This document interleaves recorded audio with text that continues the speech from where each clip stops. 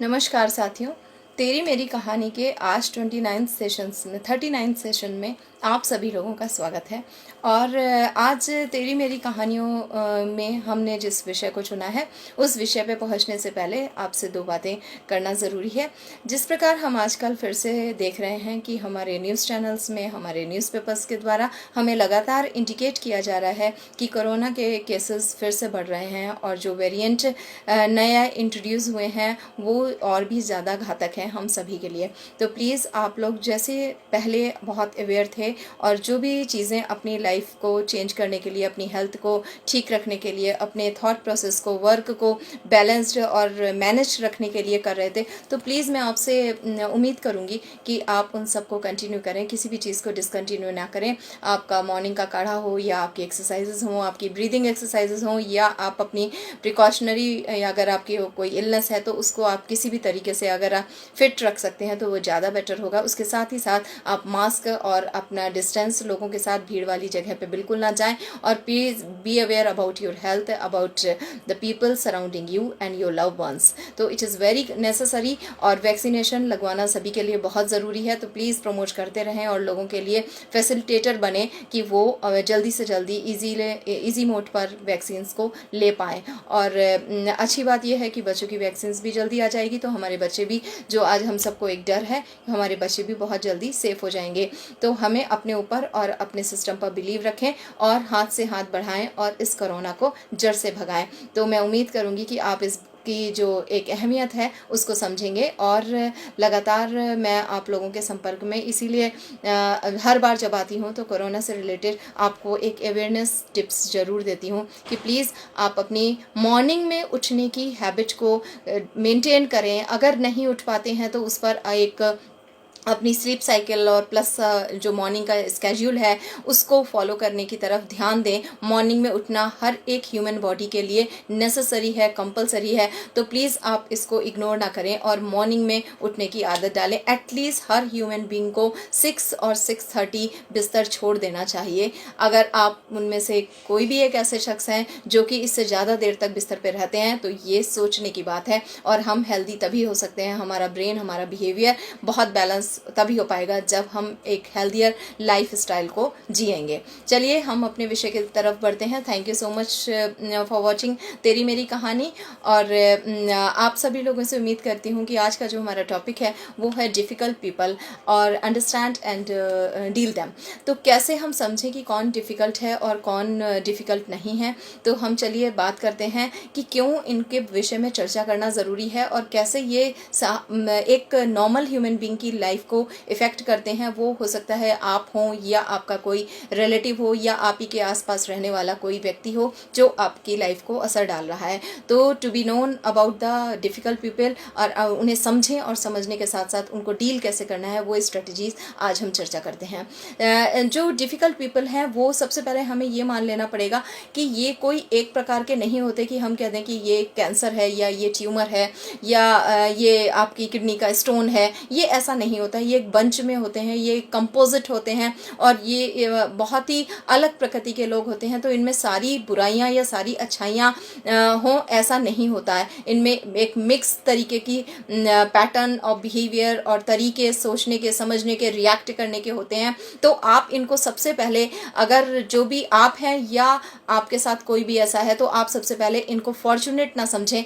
ये अनफॉर्चुनेट ही हमारी लाइफ का हिस्सा होते हैं। और हमें यहाँ पर ये भी जान लेना होगा कि जो ये अनफॉर्चुनेट लोग हमारे आसपास हैं या हम उस अनफॉर्चुनेट लोगों में से हैं जो डिफ़िकल्टी क्रिएट करते हैं या वो डिफ़िकल्ट बने हुए हैं दूसरों के लिए, तो वहाँ पर यहाँ से इनके साथ इजीली एस्केप करना, भाग जाना आसान नहीं होता और इनके साथ हमें एक लंबी लड़ाई लड़नी पड़ती है। इनके साथ हमें जो स्ट्रेटजीज़ यूज़ करनी पड़ती हैं वो स्ट्रेटजीज़ कई बार हमें एक पागल तक बना देती हैं। हमें ऐसा लगता है कि हम शायद खुद से ही हार रहे हैं और एक जिस तरीके की ताकत, जिस तरीके की एनर्जी का लेवल इन लोगों को डील करने के लिए और इनके साथ चीज़ों को ठीक रखने के लिए चाहिए होता है, उन सब की चर्चा करेंगे। लेकिन उससे पहले हम ये जान लेते हैं कि इनको एक नोट में डिफाइन करना ईजी नहीं होता। ये वैरायटी में है, रेंज में है। तो इसके साथ साथ हम ये भी जान लें कि अगर हम कह दें कि वो बहस बहुत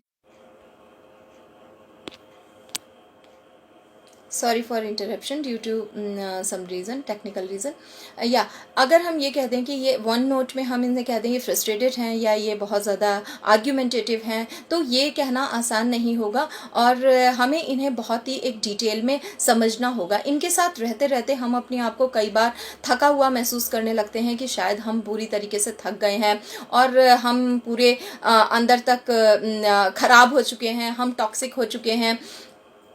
तो इन सारी चीज़ों पर जाने से पहले हम ये जान लें कि ये किस तरीके के लोग हैं, जो कि हम इनको कैसे जानें और कैसे समझें कि हमें इनके साथ किस तरीके का बिहेवियर एप्लीकेशंस में लाना है। अगर आप इनको समझने की तरफ हम जब बढ़ते हैं, तो अगर आप इनको डील करते हैं, अगर आप इनसे बात करते हैं, तो आप अपने आप को फ्रस्ट्रेटेड महसूस करने लगते हैं। अगर आप इनके साथ इंटरेक्ट करते हैं, अगर आप इनको छोड़ देते हैं या इनको एक पुचकारते हैं, तो आपको हमेशा डर लगा रहता है। आप जब इनसे उम्मीदें करते हैं तो आप हमेशा एक डाउट और भय की स्थिति में होंगे कि आपकी उम्मीदें का ये पालन कर भी कर पाएंगे या ये उसको फुलफिल कर भी सकते हैं। अगर छोटा सा ही मैं एग्जाम्पल दूं कि एक केस था, जिन्होंने मुझसे कहा कि अगर मैं ये मान लूं कि मैं ड्यूटी पे जाती हूँ और मेरा छोटा बच्चा है और मैं दूध को बॉटल में रख कर जाती हूँ, और अगर मैं अपने घर में एक किसी मेंबर से ये कहती हूँ जो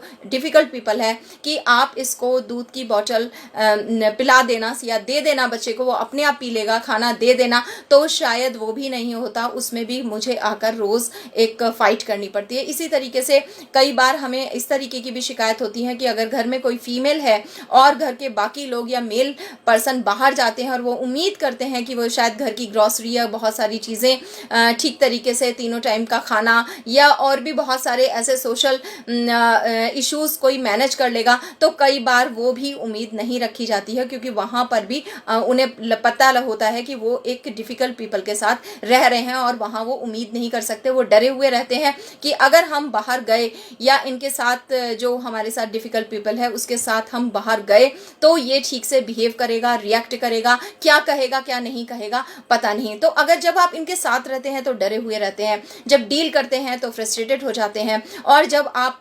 इनके जैसा करने लगते हैं या इनके मन की तरह रहने लगते हैं, वहाँ पर आप अपने आप को थका हुआ महसूस करने लगते हैं। तो ये जो मेन इनको कैरेक्टराइज किया गया है वो 4 तरीके के लोग होते हैं। एक वो जो कि हमेशा डाउनर होते हैं, जो हमेशा ये कहते रहते हैं, बुराई करते रहते हैं और हमेशा चीज़ों को कंप्लेनिंग वे में रखते हैं कि ये कोई भी चीज़ ठीक नहीं हो सकती है। उनकी डिक्शनरी में क्रिटिसाइज करना, कंप्लेन करना, जज करना, ये उनके सामने उनका हमेशा मोस्ट ऑफ द टाइम एक सिंबल होता है, और वो बुली करते रहते हैं लोगों को, खुद को भी समटाइम्स और दूसरे लोगों को भी, यानी कि उनका पूरा जो नज़रिया है वो नेगेटिव होता है।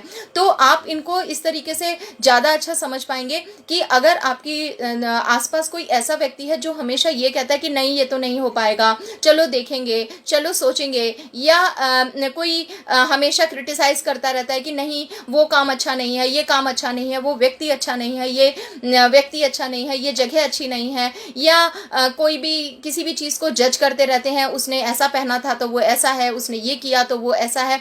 तो इस तरीके से जो भी लोग अगर हैं तो आप समझ जाइए वो चाहे किसी भी अच्छी पोस्ट पर हैं या कोई भी आपके रिलेशन में हैं, तो वो एक ऐसे व्यक्ति हैं जो डिफ़िकल्ट हैं, उनके लिए डीलिंग स्ट्रेटजीज़ आपको अलग से बनानी पड़ेगी। तो जो चीज़ें मैंने 3 चीज़ें आपको बताई हैं कि अगर आप उन्हें डील करेंगे, उनसे बात करेंगे या उनके जैसे हो जाएंगे, तो फिर आप भी कैसे हो जाएंगे उसके बारे में भी आपको अवेयर होना बहुत ज़रूरी है। तो उसके साथ साथ एक ऐसे टाइप के व्यक्ति भी होते हैं जिन्हें सब पता होता है, जो सब कुछ कर सकते हैं, वो ऑल इन ऑल होते हैं, वो एक बॉसी नेचर होता है और उनको अपने तरीके से या अपने तरह से चीज़ों को मनवाना ही अच्छा लगता है। तो ये भी एक डिफ़िकल्ट पीपल हो जाते हैं। ये अक्सर वर्क प्लेस में या आपको अपने घर में अथॉरिटी के लेवल पर कई बार ऐसे लोग आपको का सामना आपको करना पड़ता है कि वहाँ पर जो उनके अंडर में लोग रह रहे होते हैं वो अपने आप को बहुत ही सफोकेटेड फील करते हैं और उनके साथ डील करना बहुत डिफ़िकल्ट सा फील होता है। साथ में एक पैसिव टाइप के व्यक्ति होते हैं।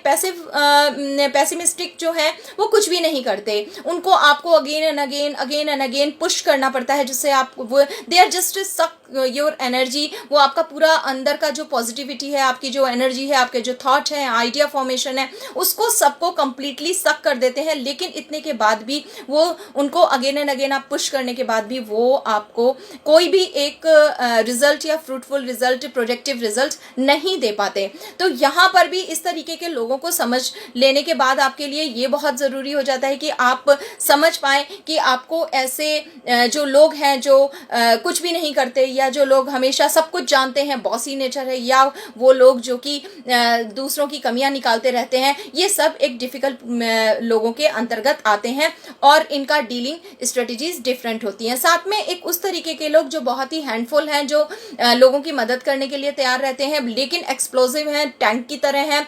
तो आपको पता नहीं कि वो कब फट जाएंगे, उनका कब बस्ट आउट हो जाएगा, वो कितना बस्ट आउट होगा, वो कितना नुकसान पहुंचाएगा, वो क्या तोड़फोड़ कर देंगे, वो कहाँ आपको अब्यूज़ कर देंगे, वो कहाँ आपको इंसल्ट कर देंगे। तो जो इस तरीके के एक्सप्लोसिव टाइप के डिफ़िकल्ट पीपल हैं, ये भी लोगों की अगर लाइफ में है, या आप में से कोई भी ऐसा है या इस तरीके का करता है, तो भी हमें सोचना पड़ेगा कि हम हॉस्टाइल व्यक्ति, टॉक्सिक व्यक्तियों से कैसे दूर रहें और कैसे उनको डील करें। साथ ही हमको ये भी समझना पड़ेगा कि अगर इनका जो एक क्रॉनिक कंप्लेनिंग पैटर्न है कि लोगों की बुराई करते रहना, या एक गलत तरीके से चीज़ों को देखना, या आपको बहुत ज़्यादा अपने कंट्रोल में रखना, आपको या अपने आसपास जो भी ऐसे लोग हैं जो कि उन्हें पता है कि ये बहुत अच्छा अर्न नहीं करते, या इनकी जॉब बहुत अच्छी नहीं है, या इनको सपोर्ट, सोशल सपोर्ट इतना अच्छा नहीं है, तो वहाँ पर भी ये लोग बहुत आक्रामक तरीके से या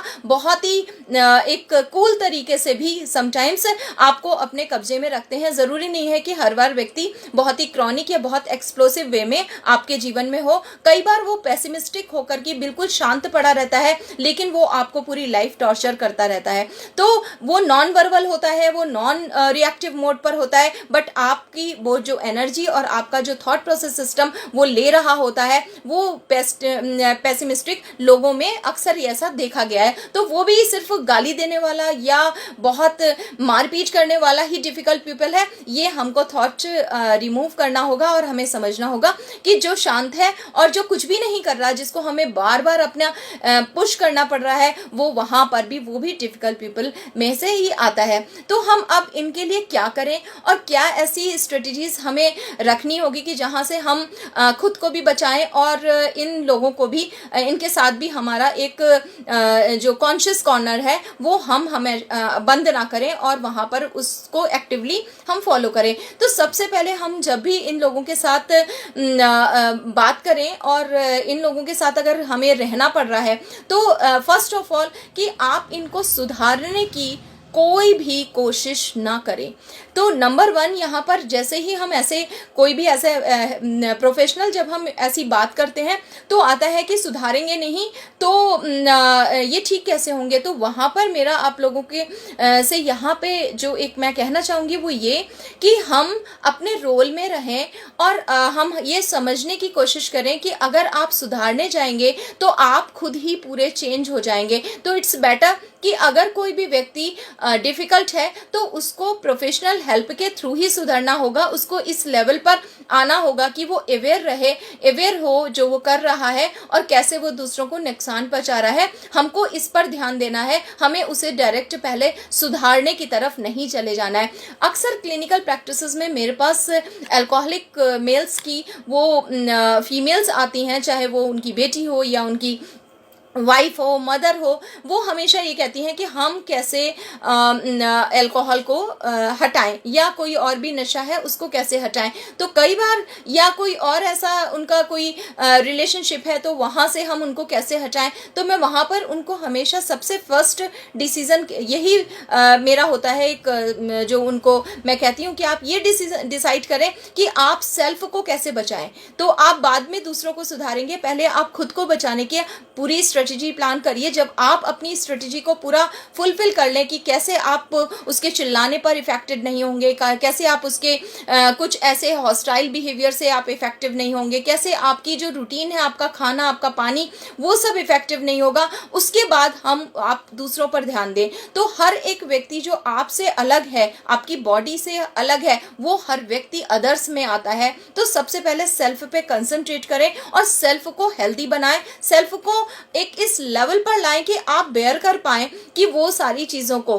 तो यहाँ पर एक मिसकंसेप्शन है कि हमें उसे बदलना है, हमें उसे बदलना नहीं है, उसे सेकंड पार्ट है समझना है। वो कहाँ से आया है, वो क्यों ऐसा हो गया, वो कहाँ से उसकी अपब्रिंगिंग हुई है, और वो क्या चांसेस हैं कि वो अपने आप को चेंज कर पाएगा या वो अपने आप को चेंज नहीं कर पाएगा। तो जब हमको ये समझ में आ जाता है कि वो व्यक्ति कितना कहाँ से ये चीज़ें लेकर आया है, उसकी अपब्रिंगिंग कितनी स्ट्रांग है, या वो कितना चांसेस हैं कि वो चेंज हो पाएगा, तो हमको यहाँ पर बहुत सारी चीज़ें समझ में आने लगती हैं कि ये जो पर्सन है, ये पर्सन कितना चेंज हो सकता है या इंटरनली क्या चांसेस हैं। तो उसको बदलना नहीं है, हमको समझना है कि वो व्यक्ति क्यों ऐसा है, और ये बहुत ज़रूरी भी है, जिससे कि हम उसके और नज़दीक जा पाते हैं। हमारी उसके प्रति सिंपैथी नहीं होती, हमारी एम्पैथी हो जाती है। जब हम एम्पैथेटिकली किसी को डील करते हैं या किसी को सुनते हैं या किसी को सोचते हैं, तो वहाँ पर हमारा तरीका बिल्कुल डिफरेंट हो जाता है और हम बहुत आसानी से डिसीज़न लेने की तरफ बढ़ने लग जाते हैं। तो जब आप किसी को जब समझ गए, समझने के बाद थर्ड पार्ट आता है कि हम ये समझ लें कि वहाँ जब वो व्यक्ति के साथ आपको रहना है, कितना ज़रूरी है रहना, क्या उससे हटा जा सकता है, उस हटने के क्या चांसेस हैं, और उस कंडीशन में अगर आप हटते हैं तो क्या वो व्यक्ति और ज़्यादा टॉक्सिक या और ज़्यादा प्रॉब्लमेटिक हो जाएगा। ये सारा इवैल्यूएशन लगाना बहुत ज़रूरी हो जाता है कि हम उसे छोड़ें और कैसे छोड़ें, और किस तरीके से हम उसके साथ रहते हुए भी या तो ना रहें और या उसको छोड़कर अलग कहीं रहें। तो उसके बाद आपका एनालिसिस, आपका जो इवैल्यूएशन है टुवर्ड्स सेल्फ और टुवर्ड्स अदर, दोनों के प्रति बराबर, इक्वल और पार्शियल नहीं होना चाहिए कि आपने अपने बारे में सोचा लेकिन जिसके साथ आप रह रहे थे, अगर वो डिफिकल्ट पीपल था, उसके बारे में नहीं सोचा। तो यहाँ पर आपको हो सकता है एक्सपर्ट की एडवाइस लेनी पड़े, या आप खुद भी अपनी कॉग्निटिव लेवल को इन्हांस करके, सोशल कॉग्निशन को यूज़ करके आप यहाँ पर एक डिसीजन पर जा सकते हैं कि आप कहाँ तक उससे दूरी बना सकते हैं और कितना उसका जो रिलेशनशिप से जो हार्मफुल इफेक्ट आपको मिल रहे हैं या आपको टॉक्सिक इफेक्ट्स के साथ जीना पड़ रहा है, उनको कैसे आप कम कर सकते हैं। साथ में आपको ये भी ध्यान देना होगा कि इस तरीके के जो लोग हैं, यहाँ पर एक स्टॉप मॉडल बहुत अच्छा वर्क कर लेता है।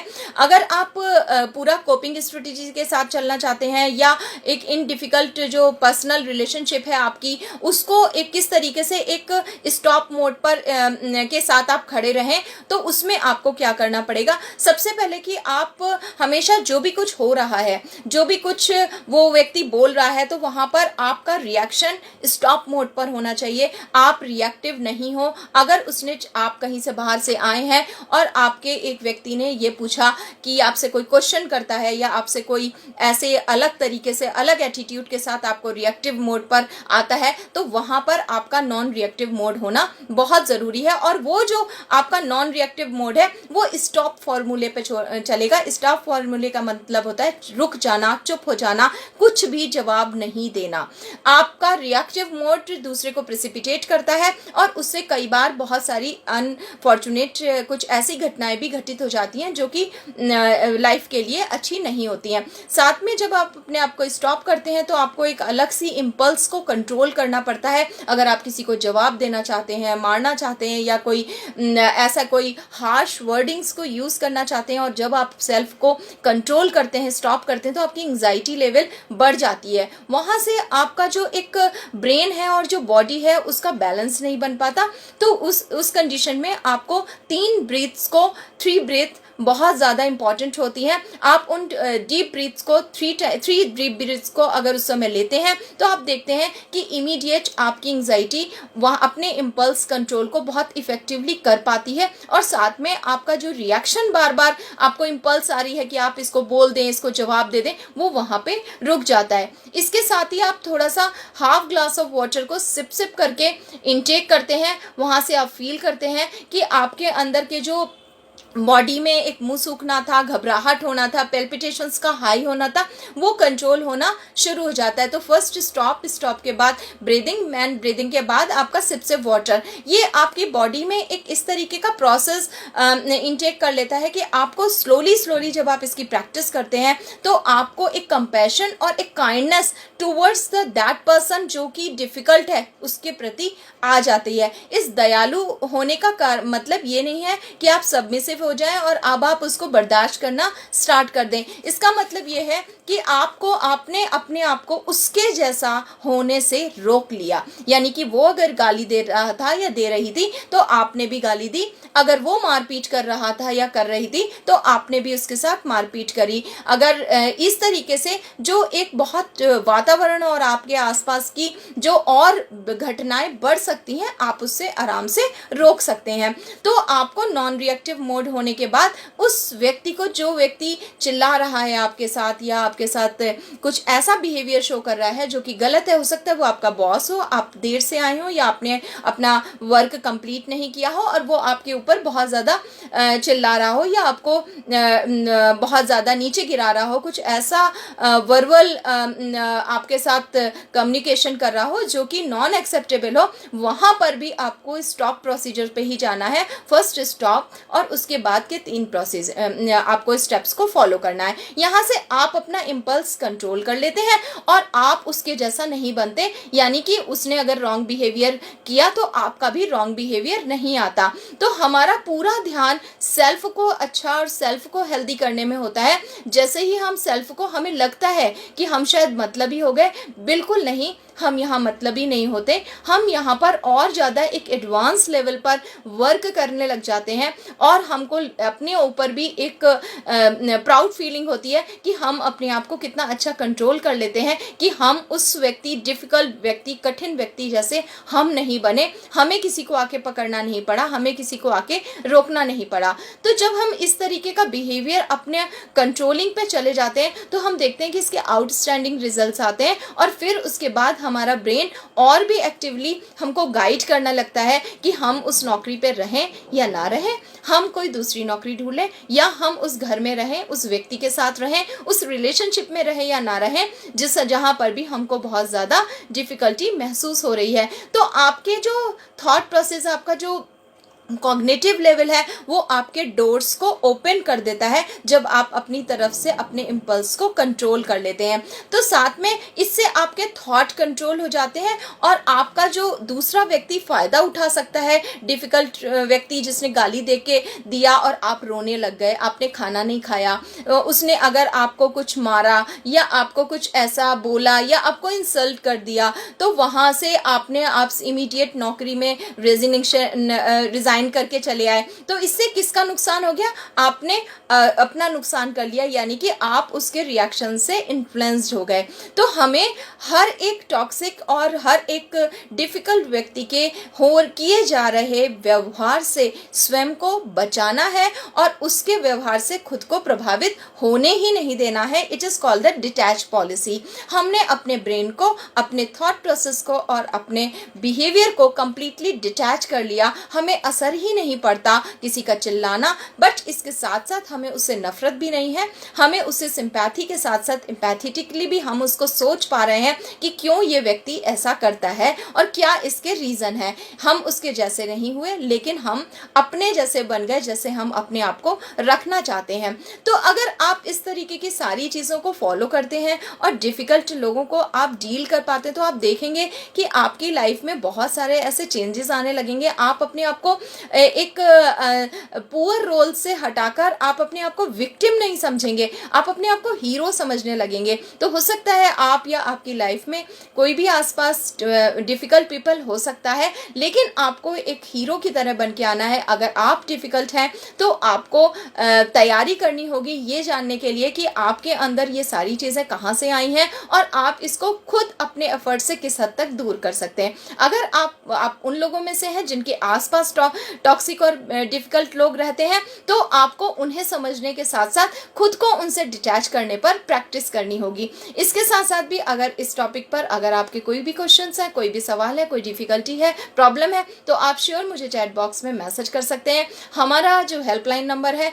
9411731750, आप उस पर भी कॉन्टैक्ट कर सकते हैं। और हमारी जो हेल्पलाइन है आपको चैट के through first consultation free of cost दिया जाता है। हम कोशिश करते हैं कि मैक्सिमम लोगों की हेल्प हम कर पाएँ, और हमारे इस प्रोग्राम का मकसद भी यही है, अधिक से अधिक लोगों को ये बताना कि आप कैसे मेंटली, फिजिकली और बिहेवियरली स्ट्रांग हो सकते हैं। जैसे हमारी माइंड और हमारा ब्रेन, हमारा बॉडी एक साथ एक बैलेंस मोड पर काम करते हैं, इसी के साथ साथ जो इनको गवर्न करता है वो होता है हमारा behaviour towards the life, behaviour towards the morning, behaviour towards the night, behaviour towards the food. आप अपने खाने को खाते कैसे हैं, आप अपनी लाइफ को देखते कैसे हैं, तो उसके प्रति आप जो बिहेवियर को करते हैं वो बहुत ज़्यादा वैल्यूएबल होता है।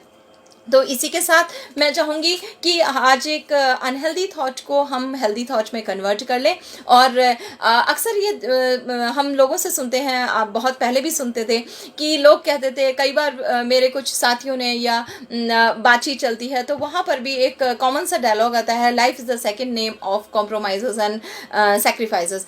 तो लाइफ किसी भी ऐसे कॉम्प्रोमाइज़ और सेक्रीफाइसेस का दूसरा नाम नहीं है। लाइफ नाम है हैप्पीनेस का, एक लाइफ नाम है एक जॉयफुल लाइफ का, एक जर्नी है, फियरलेस जर्नी है। आप इस फियरलेस जर्नी को जितनी सुंदरता से जीते हैं वही लाइफ है। तो ऐसे जो नेगेटिव स्टेटमेंट्स है कि कॉम्प्रोमाइजेस और सैक्रिफाइसेस, लाइफ कभी इनका नाम नहीं हो सकती। ये आपके हाथ में है कि आप इसके जॉयफुल मोड और आप इसके हैप्पीनेस मोड को अपनी लाइफ में कैसे लाते हैं। आप उसके लिए खुद एफर्ट्स कीजिए, एक्सपर्ट्स की एडवाइस लीजिए। जिस भी लेवल पे आप अपनी लाइफ में हैप्पीनेस और फियरलेस मोड को इस जर्नी में रखते हैं, लाइफ सुंदर होती चली जाती है। इसी के साथ आज का सेशन यहीं समाप्त करती हूँ, फिर एक नए विषय के साथ। अगर आप किसी और भी नए विषय को हमारे इस तेरी मेरी कहानी के में ऐड करना चाहते हैं तो प्लीज़ आप हमें मैसेज करें। और तब तक के लिए स्वस्थ रहें, मास्क लगा के रखें, 2 गज दूरी बना के रखें, और नमस्कार।